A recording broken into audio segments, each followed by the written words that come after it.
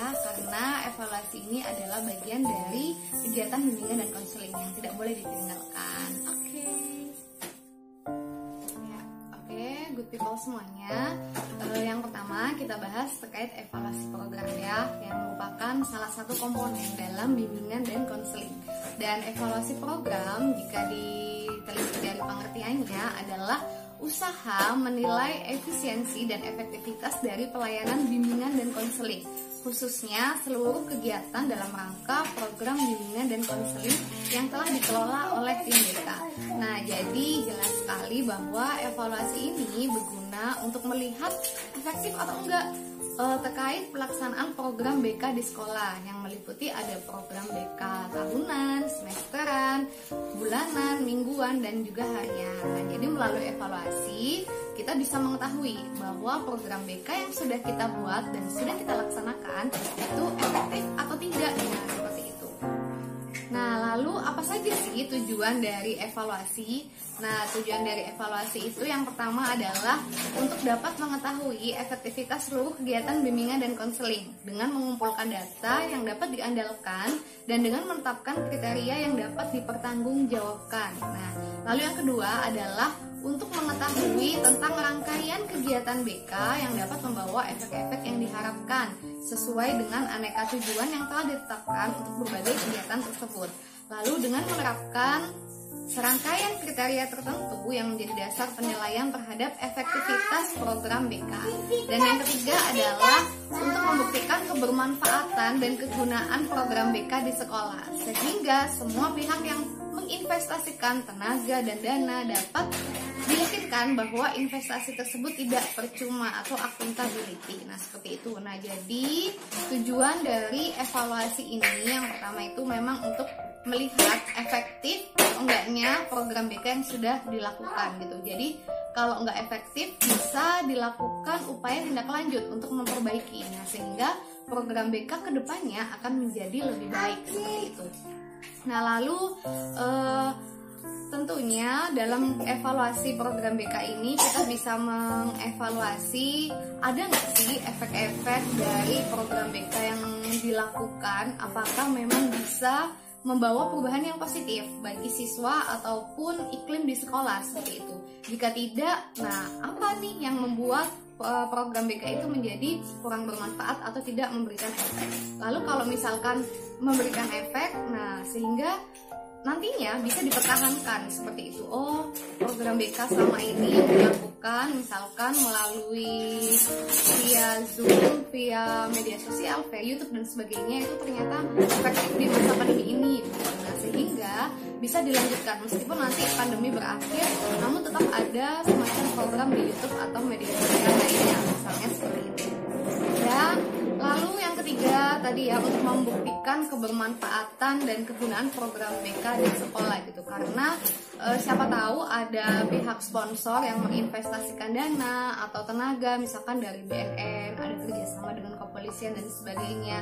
Nah, kita bisa mengevaluasi adanya kebermanfaatan dan kegunaan program BK, sehingga pihak-pihak yang menginvestasikan dana atau tenaga itu bisa terpuaskan gitu, bisa diyakinkan oh nantinya mereka akan mau investasi atau kerjasama kembali seperti itu. Oke, selanjutnya kita bahas aspek-aspek yang dievaluasi ya. Nah, aspek-aspek dalam BK yang dievaluasi itu apa saja? Yang pertama adalah tujuan dan keberhasilan yang diharapkan. Nah, tujuan program BK hendaknya jelas, singkat, operasional, dan terukur. Nah, misalnya di masa pandemi ini, misalkan di tahun 2021 ini, kita secara global tujuan program BK adalah dapat meningkatkan minat belajar siswa sebanyak 20% misalkan. Nah, itu kan cukup terukur, nah ya seperti itu. Nah, jadi tujuan dan keberhasilan yang diharapkan tadi itu bisa menjadi salah satu aspek yang dievaluasi. Nah, lalu yang kedua apa? Yang kedua adalah program BK. Nah, jadi aspek-aspek yang harus dinilai dalam program BK meliputi dasar atau acuan misalkan penyusunan programnya, nah itu bisa dinilai. Lalu prosesnya bagaimana, kurikulum layanan bagaimana, dan pengorganisasian program BK-nya bagaimana, nah itu bisa dinilai dan dievaluasi sehingga bisa jadi bahan pembelajaran untuk pembuatan program BK yang selanjutnya. Lalu yang ketiga adalah aspek proses layanan bimbingan dan konseling ya. Jadi penilaian proses adalah menelaah kesesuaian antara peran yang diberikan atau diharapkan dengan kinerja yang ditunjukkan sesuai dengan spesifikasi yang telah ditetapkan dalam rencana program. Nah, jadi proses layanan bimbingan dan konseling itu bisa menjadi aspek yang dievaluasi. Nah, teman-teman masih ingat berapa jumlah layanan BK yang ada di sekolah?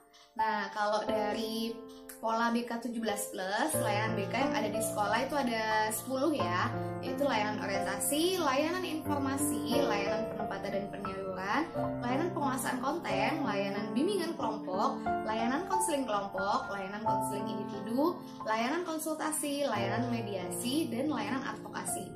Nah, 10 layanan ini bisa menjadi bahan yang bisa kita evaluasi seperti itu. Nah, sehingga nanti kita bisa tahu berhasil atau enggak, efektif atau enggak layanan yang dijalankan oleh guru BK seperti itu. Nah, lalu yang keempat yang bisa menjadi aspek sebagai bahan evaluasi dalam bimbingan dan konseling adalah hasil yang dicapai ya. Penilaian terhadap hasil menekankan pada pengumpulan data atau informasi mengenai keberhasilan dan pengaruh kegiatan layanan BK yang telah dilakukan. Nah, seperti itu. Jadi aspek yang keempat ini yaitu hasil yang dicapai itu ketika sudah keseluruhan ya, ketika misalnya kita menetapkan keberhasilan tadi sebanyak 20%. Nah, lalu yang di keberhasilan yang ada setelah diukur itu berapa persen? Misalkan cuma 10%. Nah, berarti ada sesuatu yang kurang ditingkatkan atau ada kendala. Nah, seperti itu. Nah, jadi itu tadi ya keempat aspek yang dapat dievaluasi ya. Sekali lagi saya tekankan, yang pertama adalah tujuan dan keberhasilan yang diharapkan, yang kedua adalah program BK-nya bisa dievaluasi atau dinilai, yang ketiga adalah proses layanan BK-nya, misalkan dalam prosesnya ada kendala atau tidak, misalkan terkait media, sarana dan prasarana dan sebagainya, yang keempat adalah hasil yang dicapai. Oke, good people semuanya, mudah-mudahan masih semangat ya dan masih bisa berkonsentrasi. Oke. Nah, sekarang kita bahas langkah-langkah evaluasi. Yang pertama adalah identifikasi tujuan yang akan dicapai. Nah, ini sangat penting dilakukan ya, karena memberi kita arah pekerjaan yang nanti akan dilaksanakan seperti itu. Dan menetapkan parameter atau batasan-batasan yang akan dievaluasi dapat dipusatkan pada program BK secara keseluruhan atau tujuan khusus secara terpisah-pisah. Nah, jadi pada langkah ini kita mengidentifikasi nih, tujuan kita mengevaluasi itu apa?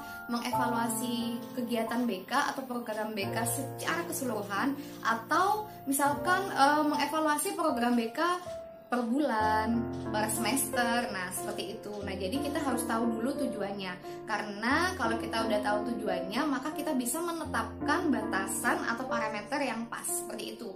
Nah, misalnya contohnya kita ingin mengevaluasi program BK secara keseluruhan, nah maka program tahunan. Nah, dengan begitu nanti kita akan menyiapkan alat, metode dan sebagainya itu pas gitu, karena kita ingin mengevaluasi program BK secara keseluruhan atau program BK tahunan seperti itu. Nah, yang kedua adalah langkahnya adalah pengembangan rencana evaluasi. Nah, ini merupakan langkah lanjutan setelah menetapkan tujuan yang ingin kita capai. Nah, komponen yang perlu dikembangkan yaitu data atau informasi yang dibutuhkan. Misalkan bisa dari hasil angket, kita nyebar kuesioner melalui G-form misalkan terkait penilaian sivitas akademika meliputi guru, siswa terkait layanan BK yang sudah dilakukan. Nah, misalnya seperti itu. Lalu kita juga bisa menyiapkan alat pengumpul data yang digunakan, sumber data atau informasi yang dapat dihubungi, personel dan waktu pelaksanaan dan sebagainya. Nah, jadi setelah tadi ada tujuan ya, tujuan tadi adalah kita ingin mengevaluasi program BK secara keseluruhan, yaitu program BK tahunan. Nah, maka di langkah kedua kita mengembangkan rencana evaluasi, yaitu kita mulai menyiapkan nih, misalkan kuesioner yang bagaimana yang mau kita pakai, lalu siapa saja yang menjadi sasaran untuk menilai layanan BK yang sudah kita lakukan, seperti itu.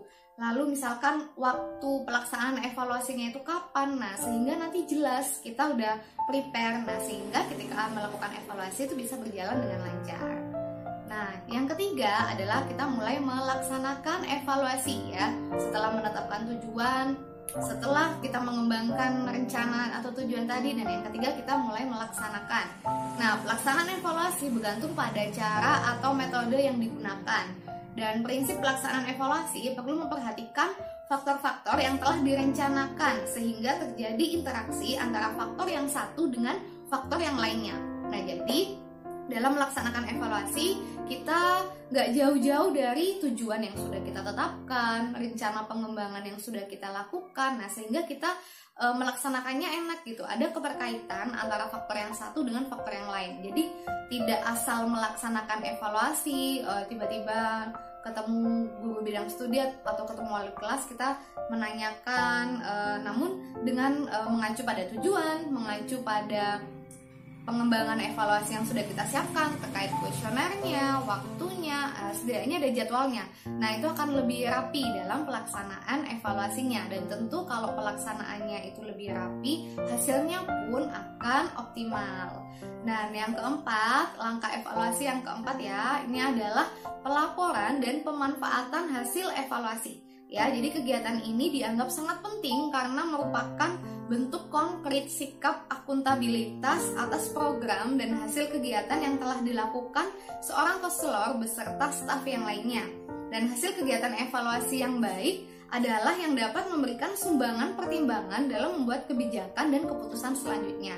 Nah, jadi langkah keempat ini ibarat langkah terakhir ya, kita melaporkan dan memanfaatkan hasil evaluasi gitu. Jadi nggak hanya sekedar dievaluasi tapi selesai, namun perlu dipertanggungjawabkan ya, atau akuntabilitas, perlu dilaporkan. Kita membuat laporan evaluasi, contohnya misalkan setelah kita melakukan evaluasi didapatkan hasil bahwa program BK yang sudah dijalankan selama 1 tahun itu misalnya terdapat kekurangan, yaitu misalnya kurangnya media yang dilakukan, lalu misalkan kurang aktifnya, ada beberapa kelas yang misalkan kurang aktif. Nah, disebabkan karena misalnya kendala kuota internet dan sebagainya, dan apapun itu, nah kita laporkan. Nah, sehingga biasanya ketika ada pertemuan antara wali kelas, biasanya kalau mau kenaikan kelas itu ada pertemuan antara wali kelas, kepala sekolah, guru bidang studi. Nah, itu kita bisa memaparkan evaluasi dari kegiatan BK yang sudah dilakukan.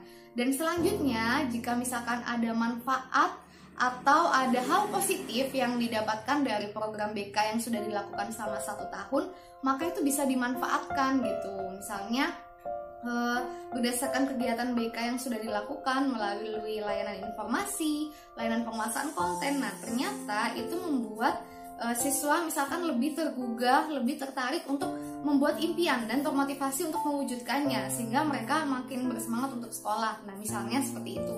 Nah, tentu ini juga bisa menjadi sumbangan kebijakan bagi kepala sekolah gitu. Oh, misalnya nanti berarti tahun depan diadakan semacam program ini mimpiku. Nah, seperti itu misalkan, karena impian itu penting sekali untuk bisa menentukan atau mempengaruhi semangat siswa dalam bersekolah. Nah, misalkan seperti itu. Nah, ini tentu akan sangat bermanfaat sekali ya jika hasil positif yang didapatkan dari kegiatan BK atau program tahunan BK bisa dimanfaatkan, bahkan menjadi rujukan bagi kepala sekolah atau pemangku kepentingan yang lainnya untuk bisa membuat kebijakan seperti itu. Oke, good people, semuanya kita lanjutkan kembali ya, yaitu sekarang yang kita bahas adalah metode evaluasi dalam bimbingan dan konseling. Nah, ini saya ambil dari pendapat Gibson dan Mitchell dan dalam bukunya Prof. Uman Suherman ya tahun 2013. Nah, jadi metode evaluasi dalam BK di sini yang saya rangkum ya, itu ada 3 ya. Yang pertama itu adalah metode before and after method ya. Nah, jadi pada metode ini kita membandingkan kemampuan sebelum dan setelah kegiatan dilakukan ya. Dalam pelaksanaannya sering menggunakan pretest dan posttest. Nah, pada metode ini kita membandingkan sebelum diberikan layanan BK dan sesudah diberikan layanan BK. Nah, misalkan kita bisa memberikan angket pretest misalkan. Nah, misalnya kita ingin mengukur kecerdasan emosional. Nah, seperti itu. Jadi sebelum diberikan layanan BK, para siswa, nah mungkin para guru, kita berikan semacam kuesioner kalau para siswa terkait angket tentang kecerdasan emosional mereka. Kalau guru terkait pendapat mereka tentang kondisi kecerdasan emosional pada siswa. Nah, misalkan seperti itu. Nah, lalu kita berikan layanan BK, misalkan ada konseling kelompok, ada bimbingan kelompok, atau layanan informasi dan sebagainya. Nah, setelah kita berikan layanan BK, nah kita berikan angket kembali gitu untuk melihat apakah ada perubahan nih antara sebelum diberikan layanan BK dan sesudah diberikan layanan BK, seperti itu. Nah, lalu yang kedua ada metode comparison ya. Ini kalau dari bahasanya kita sudah bisa menebak bahwa ini adalah membandingkan, seperti itu. Nah, pada metode yang kedua ini adalah kita membandingkan kelompok yang diberikan layanan bimbingan dan konseling dengan kelompok yang tidak mendapatkan layanan bimbingan dan konseling. Nah, misalkan tadi ya terkait kecerdasan emosional. Nah, misalnya karena pada saat ini semacam krisis moral, jadi banyak siswa yang mulai luntur ya, kurang hormat dengan guru, kurang hormat dengan orang yang lebih tua atau lebih dewasa dan sebagainya gitu. Nah, lalu kita coba untuk membandingkan nih, ada misalkan 5 kelas itu kita berikan layanan BK terkait kecerdasan emosional, lalu 5 kelas yang lainnya tidak kita berikan layanan BK, seperti itu. Nah, misalkan setelah 1 semester kita bandingkan, nah apakah 5 kelas yang mendapatkan layanan BK itu kecerdasan emosionalnya meningkat gitu. Sedangkan 5 kelas yang lain yang tidak diberikan layanan BK, apakah meningkat juga, nah ataukah tetap aja. Nah, itu jadi untuk melihat ngefek nggak sih layanan BK yang kita berikan. Nah, seperti itu ya. Ini adalah bisa kita dengan menggunakan angket untuk membandingkan hasil antara 5 kelas yang kita berikan layanan BK dengan 5 kelas yang tidak kita berikan layanan BK. Nah, lalu metode yang ketiga adalah the how do we stand method. Ini pada metode ini ya, ini digunakan untuk mengevaluasi rumusan program, kondisi-kondisi atau komponen-komponen yang mendukung pelaksanaan ya, misalkan interaksi antara komponen tersebut apakah sesuai dengan yang seharusnya atau tidak. Nah, kalau dengan metode ini kita bisa menetapkan kriteria atau parameter. Nah, misalkan kita menetapkan nih, program BK dikatakan sukses apabila misalnya mampu meningkatkan kecerdasan emosional siswa sebanyak 20% misalkan, nanti berdasarkan dari kuesioner. Nah, misalkan seperti itu. Jadi ibarat mata pelajaran itu ada KKM-nya. Nah, begitu juga dengan metode evaluasi ini. Jadi kita memiliki semacam kriteria atau standar untuk mengevaluasi program BK yang sudah dilakukan gitu. Apakah nantinya hasilnya itu memenuhi kriteria atau tidak. Nah, seperti itu. Nah, oke. Dan selanjutnya kita bahas tindak lanjut dan revisi program ya. Nah, jadi berdasarkan nanti ya temuan yang diperoleh, misalkan berdasarkan hasil evaluasi, nah maka dapat dilakukan kegiatan tindak lanjut. Nah, kegiatan ini meliputi 2 hal ya, yaitu yang pertama adalah memperbaiki hal-hal yang dipandang lemah, kurang tepat, atau kurang relevan dengan tujuan yang ingin dicapai ya. Yang kedua, mengembangkan program dengan cara merubah atau menambah beberapa hal yang dipandang dapat meningkatkan kualitas atau efektivitas program. Nah, jadi ketika kita setelah melakukan evaluasi, jadi nggak hanya dievaluasi, dilaporkan lalu sudah selesai, namun harus ada tindak lanjut ya, dan merevisi program BK. Nah, kita bisa memperbaiki hal-hal yang kita anggap itu kurang sesuai, kurang tepat, atau kurang relevan. Nah, misalnya nih contohnya kecerdasan emosional. Nah, kita setelah kita evaluasi ternyata waktu yang diperlukan itu kurang banyak, selama ini kita terlalu singkat. Nah, misalkan, nah sehingga semester berikutnya atau tahun berikutnya kita bisa menambah jumlah waktu ini gitu. Nah, misalkan dibuat fleksibel atau menambah waktu untuk adanya layanan konseling individu terkait kecerdasan emosional ini begitu, dan sebagainya, seperti itu. Dan tentu saja juga untuk meningkatkan efektivitas kita juga bisa mengembangkan program, bisa dengan merubahnya atau menambah nih. Misalkan selama ini yang memberikan layanan informasi adalah guru BK. Nah, misalkan suatu saat kita bisa nih mengundang narasumber untuk memberikan, atau alumni dari sekolah misalkan yang sudah sukses, untuk memberikan motivasinya kepada para siswa sehingga mereka termotivasi dan memiliki semangat untuk bisa meningkatkan kecerdasan emosionalnya dan memiliki kesadaran untuk bisa meningkatkan kecerdasan emosionalnya, seperti itu.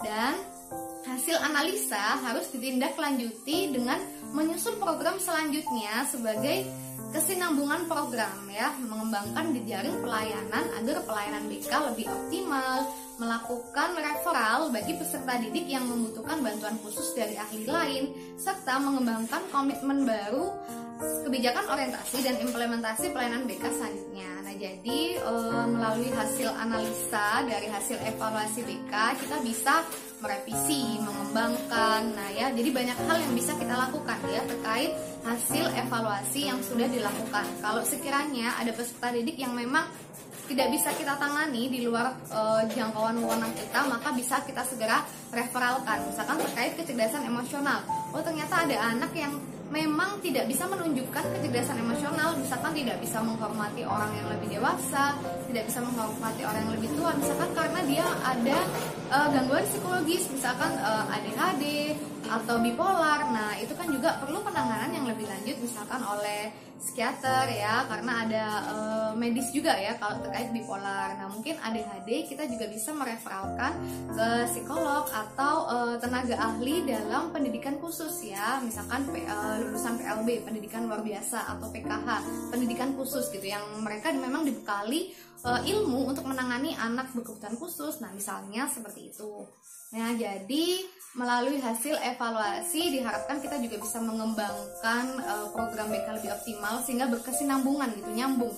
Program BK semester 1 dan semester 2 itu berkesinambungan dan berlanjut. Misalkan sesuai dengan visi dan misi, misalkan untuk mengembangkan kecerdasan emosional ya. Ini sebagai contohnya, misalnya seperti itu.